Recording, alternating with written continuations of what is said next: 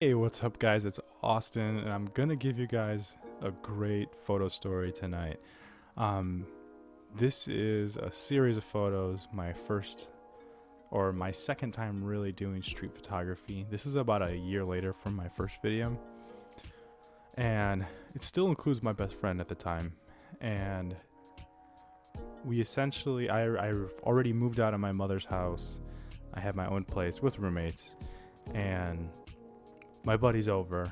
I have my camera, and I'm like, we're just talking. We're just talking about making YouTube videos, which is one of the times we made a podcast here, especially on this channel.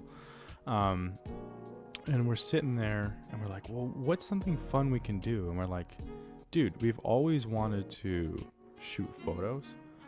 So why don't we just go out there? Let's just have a whole night in Chicago. This is Chicago, by the way. We're like, why don't we just do a whole night of just shooting photos and looking at the city from the train. So I'm excited at this point. Rookie mistake, didn't do a checklist of the gear I need. So I grabbed my 35 1.8 DX, and I grabbed my Nikon D3100 or D7100 I mean, and we start the night off. And this is a couple photos that you're going to see that it's just us essentially approaching the train and ultimately getting to this train station. Well, when I get in the train station, literally the lady is sleeping. Like, I couldn't believe it. Like, that's like, it's almost hilarious. We could have just snuck on. We didn't. We still paid. But I felt inspired, and I felt like, let's do this. By the way, guys, this is literally the night before Thanksgiving. So we're supposed to go to my mother's house for Thanksgiving. And we start the night off, like I said, going through the train. I take a couple photos here, so you guys get to see a couple of these photos. And then we actually finally get on the train. And I get off because I've always wanted to take a shot of this area on the Belmont. It's literally the switch from the brown line, the red line, and the purple line. And I don't get the right shot, so as what you guys are going to see here, it's not a great photo, but it is part of the night, which is why it's here. And ultimately I decide, okay, what are we going to do? I was like, let's go all the way to downtown, and that's where I have a couple of these photos. I don't like taking photos of people that are homeless and sleeping on the train, but I did get a couple of those, and that's why these are part of the night. So we go all the way to downtown. We switch to the blue line, which goes to O'Hare Airport. So we go all the way to O'Hare. I'm shooting a couple things. I think I get a couple more homeless people. This is when I get this photo of a chair, actually, and a photo of the switching of the train lines, which is another one of my favorite photos. Well, when we go to O'Hare, we get the smart idea of, well, let's go back to the brown line. So we get and we take the blue line all the way back to downtown again, and we switch back, and now we're going back towards my house. Well, we get on the brown line, and I'm like, oh man, I've always wanted to take these photos of Irving Park on the brown line stop. Well, what we're not realizing is the train is about to stop. The train stopped at 3 a.m. and it's about 2:30. So we get off on the next stop, which is Montrose, and it's probably about 2:40 now. It's not too far. And we're sitting there and we're like, okay, so we blew it on the train. And it's pitch black, by the way, guys. It's so dark here and creepy. And we're like, let's take the bus. Well, we have the Venture app, and so we look at the next bus, and it's not coming till 5 in the morning because we're dumb, and we forgot that the next day is Thanksgiving. So we're on Montrose and Ravenswood right now, which is pretty far, like pretty close to like the Cubs. It's the Cubs Stadium. If you're not from Chicago, it's not far from the Chicago Cubs Stadium. And we essentially start walking down the street. Like, let's just keep walking till we just can't walk anymore. So now we're walking in the direction of my mother's, which is where we need to be the next night. And we're just walking and we're getting tired. It's taking forever. It's probably about 4:30. It's still super dark. And we see a bus stop. And this is the craziest thing.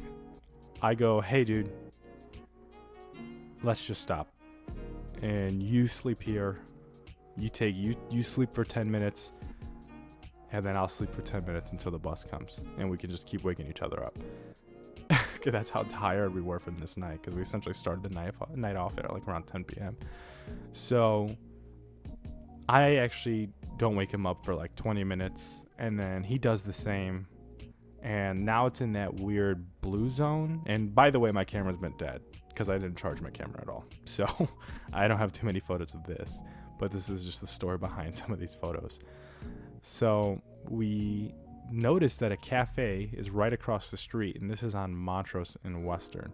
And we noticed that this cafe that actually just closed down due to the pandemic is turning its lights on. And we're like, oh my God. Yes, let's get some coffee. That's a great thing to do. Coffee and a donut. So this is our great idea. Go to this cafe at probably about 5 in the morning, 5:10. And we go inside. Well, you could tell that this is a place where they see the regulars there, because all of the regulars turned back and looked at us like, well, who the hell are these guys? And the waitress is looking at us like, well, I've never seen them before. And we're two Latin kids in an all-white cafe at 5 in the morning. So, and we have camera equipment on us and backpacks. It just looks so crazy. So I order a coffee. We're also pretty low on funds. We have enough to get on the bus, each of us, and maybe enough for a coffee each, and maybe a donut or a muffin each. So maybe about $30 total, especially in Chicago. You guys are probably like, $30 for all that? And I'm like, yeah, it's crazy expensive in Chicago. So we get the coffee. He actually didn't get coffee. He ordered a hot chocolate.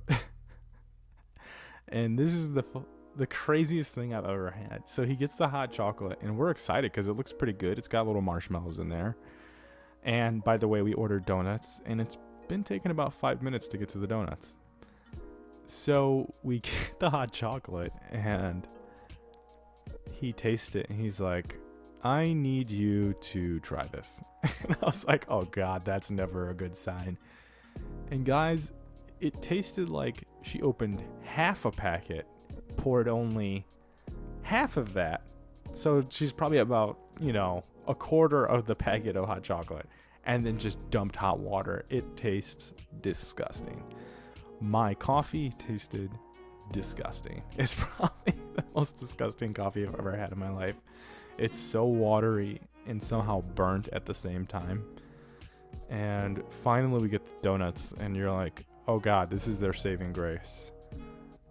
And the donuts, maybe it seems like they bought the donuts off of a gas station who bought it off of a bakery. So these donuts are maybe a week old, and they're disgusting. They're just glazed donuts that taste like rocks.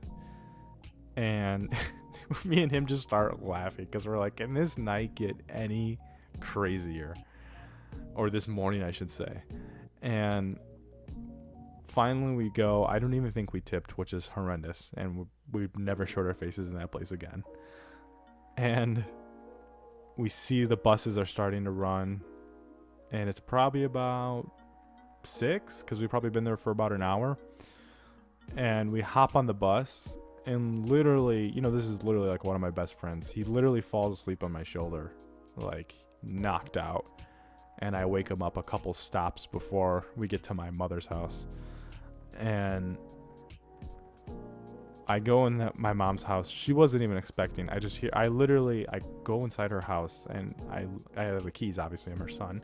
So I hear, Austin? And I'm like, yeah. And Lewis, which is my buddy at the time. and we go on her couch and we take off all the equipment we have, and we just knocked out. And I mean, I slept uncomfortable, like with my back cramped inside of a couch, and I just remember waking up around probably 2, and he woke up around probably 3, close to 4 on Thanksgiving Day. And at least my mom fed us and gave us some food so we weren't feeling so rough. Truly one of the best nights of my life. One of the best photography nights of my life. One of the most creative nights of my life. I only have photos for about a good half of the night, but it still is considered a story that I always tell people of the photography night that I had that was creative, disgusting in terms of food, and just an overall amazing time.